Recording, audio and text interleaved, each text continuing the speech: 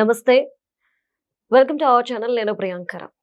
గత ప్రభుత్వ హయాంలో అంటే వైఎస్ఆర్‌సీపీ హయాంలో మనకు తెలుసు గెలిచేంత వరకు ప్రజల్లో ఉన్నారు. గెలిచిన తర్వాత ప్రజలకి వారికి మధ్యన అడ్డుకోడొచ్చేసింది. గ్రౌండ్ లెవెల్‌లో ఏం జరుగుతుందో ఎవ్వరూ పట్టించుకోలేదు. అన్యాయం జరిగినా, అక్రమాలు జరిగినా, వినాశనం జరుగుతున్నా ఎవ్వరు కూడా చూసి చూడనట్టు ఊరుకున్నారు. కానీ ఇప్పుడు ప్రభుత్వ హయాంలో ఏం జరుగుతుంది? ఇప్పుడు ప్రజలు దీన్ని కంపేర్ చేస్తున్నారు. ఆ రోజు జగన్మోహన్ రెడ్డి గారు ఎలా అయితే చెప్పారో కంపేర్ చేసుకోవాలని ఇప్పుడు అదే ప్రజలు చేస్తున్నారు. 15 రోజులకు ఒకసారి క్యాబినెట్ మీటింగ్ పెడుతున్నారు. నెల రోజులకు ఒకసారి ఎస్పీబీ మీటింగ్ జరుగుతుంది. ఇప్పటికీ గవర్నమెంట్ ఫామ్ అయిన తర్వాత 17 సార్లు జరిగింది. 3 నెలలకు ఒకసారి కలెక్టర్స్తో కాన్ఫరెన్స్ కాల్ జరుగుతుంది. ఇవన్నీ ఎందుకు అంటే దిశానిర్దేశం చేస్తున్నారు. ప్రజలకి మనం ఎలా సేవ చేయాలి అని చెప్తున్నారు. గ్రౌండ్ లెవెల్లో ఏం జరుగుతుంది అనేది తెలుసుకుంటున్నారు. నేను కాదు మనం అనే పదంలో ఎంత బలం ఉందో, ఈ పదంతో మనం ముందుకెళ్ళాలి అని చంద్రబాబు నాయుడు గారు చెప్తున్న తీరు కావచ్చు. అలానే కలెక్టర్లకి ప్రతి 3 నెలలకి ఏదైతే కాన్ఫరెన్స్ నిర్వహిస్తామో అందులో మరొకటి ఏంటంటే మీ పనితీరే మీకు మార్క్స్ అని కూడా చెప్పారు. మరి ఈ నేపథ్యంలో ఎలా చూడాలి బాబు గారి పరిపాలనని? గత ప్రభుత్వానికి ఇప్పుడు ప్రభుత్వానికి కంపేర్ చేసుకుంటే సుపరిపాలన అనేది ఎలా ఉంటుంది? దీని మీద డిస్కస్ చేద్దాం. మనతో పాటు ప్రముఖ పొలిటికల్ అనలిస్ట్ డివి శ్రీనివాస్ గారు ఉన్నారు. ఆయనతో మాట్లాడతాం. నమస్కారం సార్. నమస్తే.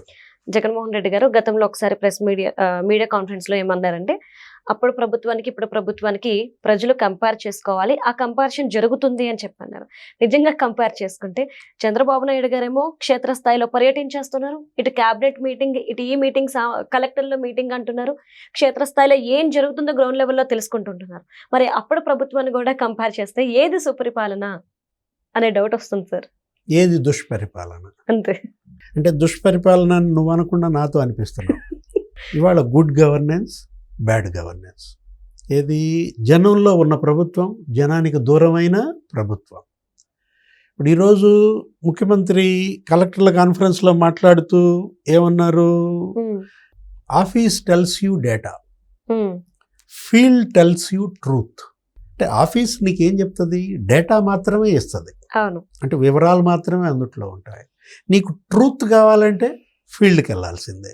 ఫీల్డ్ టెల్స్ యూ ట్రూత్ అంటూ ఇవాళ ప్రతి కలెక్టర్ జిల్లాలో 8 రోజులు పర్యటించాలి నెలకి.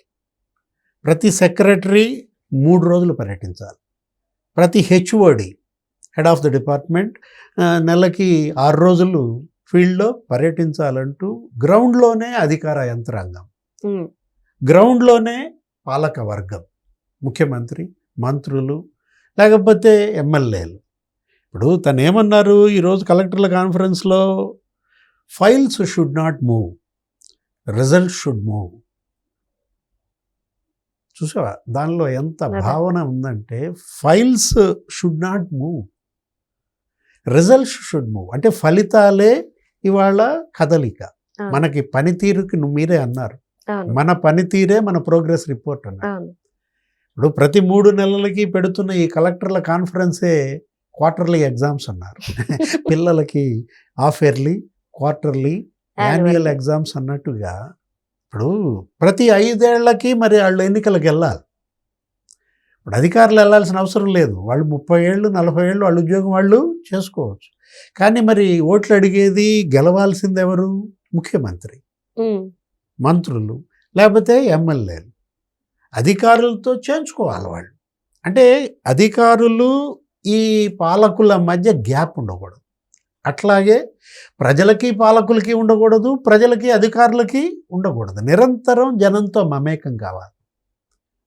మీరే చెప్పారు, ముఖ్యమంత్రి, అప్పటి ముఖ్యమంత్రి అసలు గాలిలో తిరగటం, పరదాలు కట్టుకోవటం, లేకపోతే చెట్లు నరకడం, అసలు ప్యాలెస్ దాటి బయటికి రాకపోవడం, హెలికాప్టర్ కావాలి.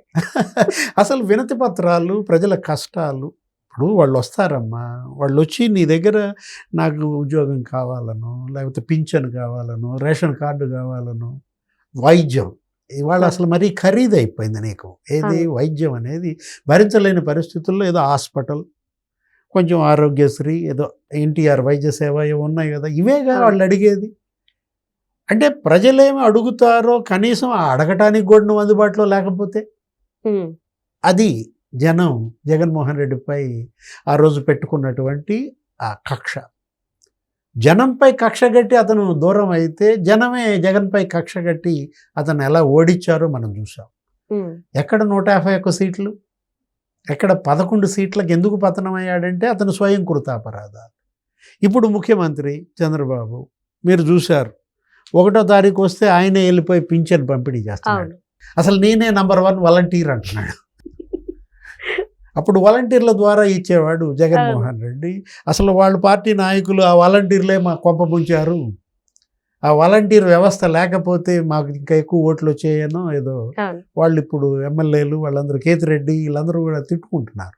అంటే ఇప్పుడు 9వ తారీఖు గమ్మత్ ఏంటి, అసలు 9వ తారీఖు రేపు పొద్దున పాస్ పుస్తకాలు ఇవ్వాలి, రైతులకి పాస్ పుస్తకాల పంపిణీ ప్రతి 9వ తారీఖు పెట్టుకున్నాడు. రేపేదో ఎక్కడో పర్యటన అదేదో వాయిదా పడినట్టు. నెక్స్ట్ ప్రతి నెల 2nd సాటర్డే 2వ శనివారం వస్తే స్వచ్ఛాంధ్ర, ఎవరు పట్టాభి.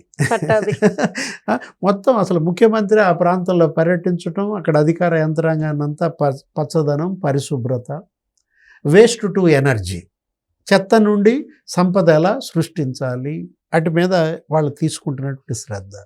అప్పటి మంత్రులు ఇప్పటి మంత్రులు తేడా మనం చూసాం. నిమ్మల రామానాయుడు నిన్న నువ్వు చూసుంటావు కదా, 12 గంటలు 19 కిలోమీటర్లు వెళ్ళి ఆ వెలుగొండ ఏంటది ఆ టన్నెల్లో, అసలు ఇంతవరకు వెలుగొండ టన్నెల్లోకి ఎవరన్నా వెళ్ళారా? లేదు సార్. అంటే భయమా టన్నెల్లోకి వెళ్తే ఏమైనా ఊడిపడుద్దని? అంటే అనిల్ కుమార్ అప్పుడు ఇరిగేషన్ శాఖ మంత్రిగా, లేకపోతే అంబటి రాంబాబు, ఆయన మీదేమో బెట్టింగ్ అని క్రికెట్ బెట్టింగ్ల డాన్ అనో ఏదనే వాళ్ళు, ఇతని మీదేమో డ్యాన్సులు, ఏది సంబరాల రాంబాబు, సంక్రాంతి డ్యాన్సులు, సంక్రాంతి రాంబాబు, సంబరాల రాంబాబు. అంటే ఇప్పుడు అప్పటి ఫైనాన్స్ మినిస్టర్ బుగ్గన రాజేంద్రనాథ్ రెడ్డి ఏదో బుర్రకథలు హరికథలు, అసలు ఆయన ఢిల్లీలోనే ఉండేవాడు, ఆంధ్రప్రదేశ్లో ఉండేవాడు కాదు. అప్పులు ఏదో అక్కడి నుంచి తెచ్చుకోవటం. ఇప్పుడు పయ్యావుల కేశవ్, అంటే కేశవ్కి బుగ్గన రాజేంద్రనాథ్ రెడ్డికి ఎంత తేడా ఉంది అంటే, ఇప్పుడు అప్పటి విద్యాశాఖ మంత్రి ఎవరు? బొత్స సత్యనారాయణ.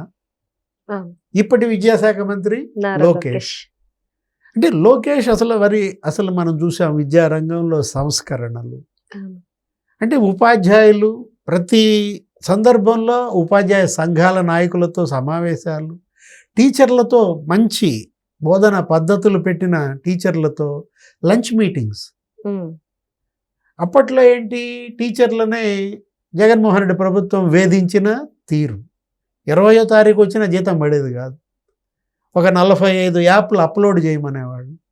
ఆ బాత్రూంలో ఫోటోలు ఉండేవి. మద్యం షాపుల దగ్గర కూడా టీచర్లను పెట్టారని చెడ్డ పేరు. అంటే ఇప్పుడు మంత్రులే కాదు, ఐఏఎస్ల పనితీరు. ఈరోజు కలెక్టర్ల కాన్ఫరెన్స్లో మంచి మంచి మోడల్స్ ఇన్నోవేటివ్గా అమలు చేస్తున్న కలెక్టర్లు వాళ్ళనే మార్గదర్శకులుగా ఈరోజు ప్రకటించారు. అతను ఎవరో శ్రీధర్ సెంట్రలైజ్డ్ స్మార్ట్ కిచెన్ ఏదో పెట్టుకున్నాడు. ఎక్కడ మొత్తం పాఠశాలల్లో ఈ సెంట్రలైజ్డ్ స్మార్ట్ కిచెన్, ఈ మధ్యాహ్న భోజన పథకానికి, దానికి ఆయన్నే మార్గదర్శకుడిగా ఉండమని. అట్లాగే నాగరాణి ఆ కలెక్టర్, మరి ఆమె ఇచ్చినటువంటి కొత్త మోడల్. ప్రతి ఒక్కళ్ళు నిశాంత్ కుమార్ కానీ, లేకపోతే హిమాంశు శుక్లా కానీ, లేకపోతే అక్కడ సెట్టిపల్లి ఆ హౌసింగ్ దానికి సంబంధించి ఆ నివేశన స్థలాల పట్టాలు అక్కడ కలెక్టర్ ఒక మోడల్ తీసుకొచ్చాడని. అంటే బాగా పనిచేసే కలెక్టర్లు ఇతర కలెక్టర్లకి ఒక నమూనాగా. కలెక్టర్ల కాన్ఫరెన్స్ అంటే దిశానిర్దేశం అంటే అది కదా. అంటే గతంలో ముఖ్యమంత్రికి అధికారులకి మధ్య గ్యాప్, అధికారులకి ప్రజలకి మధ్య గ్యాప్. ఇప్పుడు ఆ గ్యాప్ భర్తీ కావటమే కాదు, ఇవాళ జనమే ప్రజలు, ఇప్పుడు ఇవాళ జనమే ఇవాళ పాలకులుగా, జనమే ఇవాళ అధికార యంత్రాంగంగా. ఇది కదా చేయాల్సింది. దీనికి కదా ఐఏఎస్లు ఐపీఎస్లు మిమ్మల్ని ఎన్నుకున్నది, ఎమ్మెల్యేలుగా మంత్రులుగా. గుడ్ గవర్నెన్స్ లేకపోతే బ్యాడ్ గవర్నెన్స్ అంటే అదే తేడా. సుపరిపాలన దుష్పరిపాలన ఎక్కడో ఉండవు, మన కళ్ళ ముందే ఉంటాయి. అంతే. Right. Thank you so much sir.